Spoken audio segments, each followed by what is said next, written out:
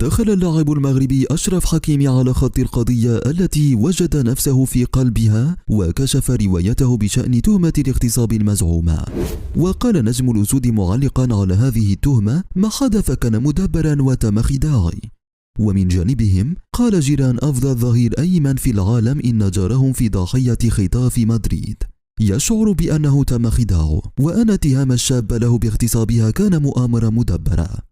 في غضون ذلك تتواصل منذ أسبوع تقريبا تحقيقات النيابة الفرنسية مع نجم أسود الأطلس وباريس سان جيرمان في التهمة التي وجهتها له في أواخر فبراير المنصرم باغتصابها داخل منزله في باريس. وقد قصد فريق برنامج فييستا ضاحية خطاف بمدريد لمحاورة صديق طفولة حكيمي وجاره في الحي الذي نشأ فيه، لينقل تصريحاته التي شدد فيها بدوره على أن الأمر يتعلق بمؤامرة مدبرة وأنه تم خداع صديقه